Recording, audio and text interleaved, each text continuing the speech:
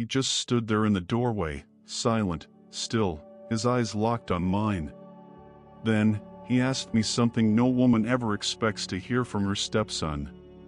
My heart stopped. A chill ran through my stomach. I thought I must have misheard him. I wanted to believe I had. But no, he meant every word. In that moment, I knew something had changed, something that could never be undone.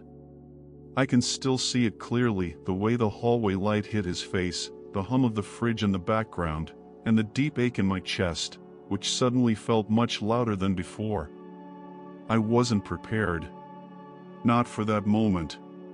Not for what came next, and certainly not for how it would change everything, my view of myself, my marriage, and him.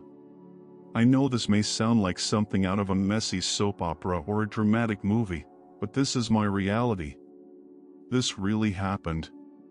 And to this day, I still can't tell if it was a cry for love or a cruel twist of fate. Maybe it was both. When you've spent so many years feeling invisible in your own home, unnoticed, unheard, untouched, any kind of warmth feels like a fire.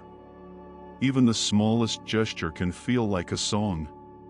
And sometimes, that warmth comes from places you should never go, places your heart knows it shouldn't follow. But when you're starving for something more, your heart doesn't always listen to the rules your mind sets. So when he looked at me that night, when he said those words I never thought I'd hear from someone I helped raise, I felt my world shift. It cracked quietly but deeply. And from that crack, things spilled out I didn't even know were still there: shame, confusion, and a dangerous curiosity. I haven't shared this story with many people. Honestly, I don't even know how to begin explaining it. But here I am, telling you, because maybe, just maybe, you'll understand. Maybe you've been in a similar place in your own way. So, if you've ever had a moment that shook your morals, if you've ever been torn between who you are and who you're becoming, stay with me. This story isn't easy to tell. It's raw. It's real. And it might make you question things, maybe even yourself, but it needs to be shared. If you're new here, don't forget to subscribe to Shocking Infidelity Saga, where real stories break the silence.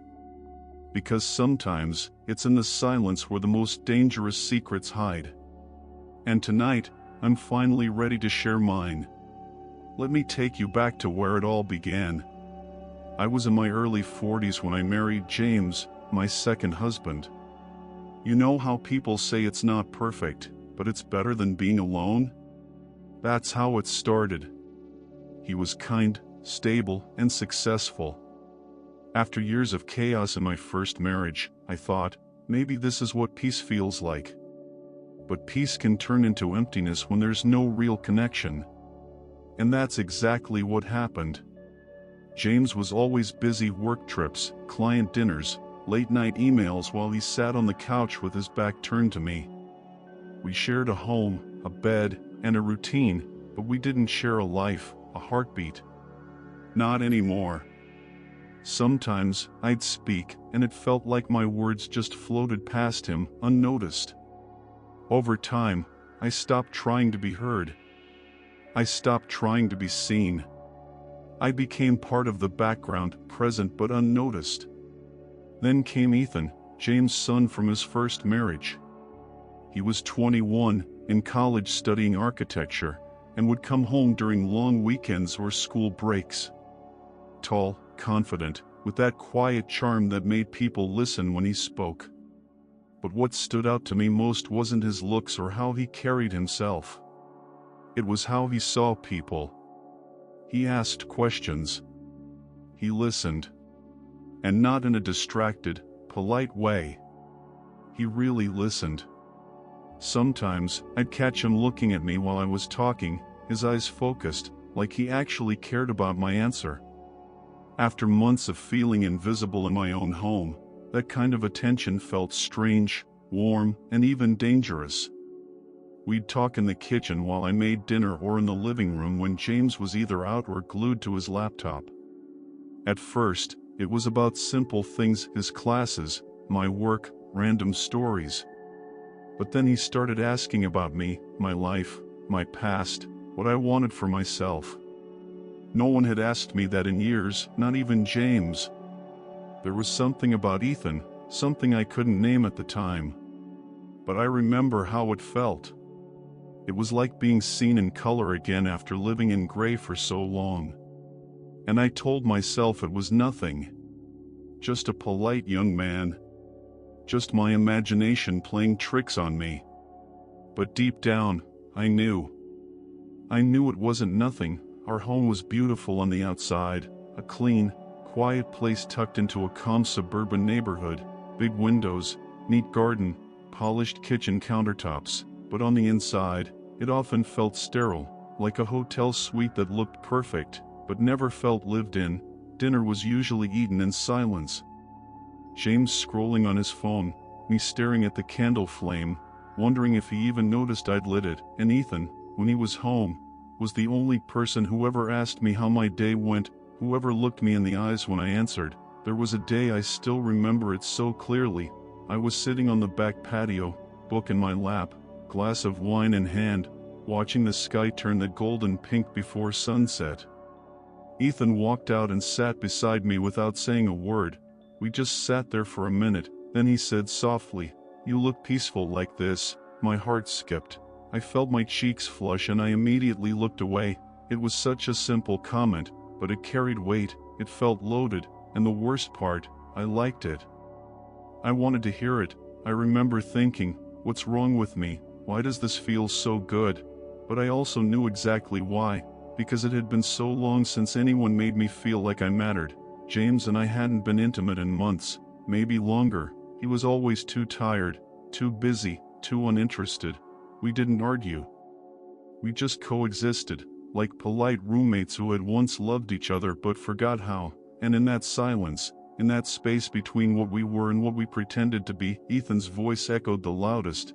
It wasn't just the things he said, it was the way he lingered in a room after everyone else had left. The way his fingers brushed mine when handing me a dish, the way he held my gaze for just a second too long. At the time, I kept brushing it off, telling myself I was projecting or reading too much into things, that I was just lonely, desperate for connection, craving affection wherever I could find it. But there was a shift happening. Slow, quiet, like the way spring sneaks in after winter, one soft breeze at a time. And the truth is, I stopped wanting to brush it off.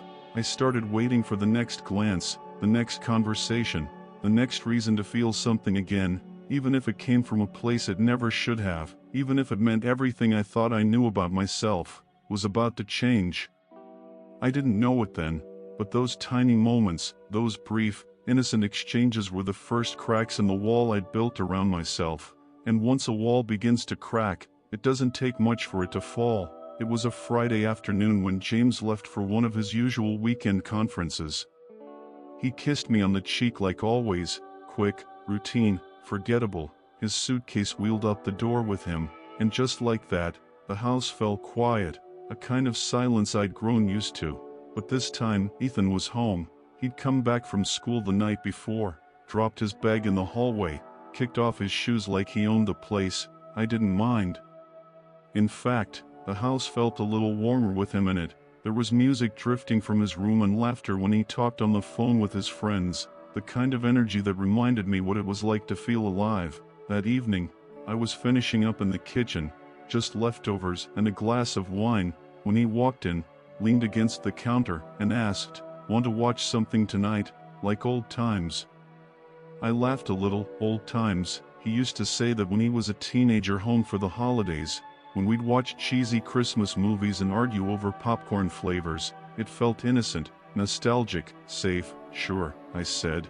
Just one word, but I felt it settle in my chest. Later, I changed into something casual but nice, not for him, at least.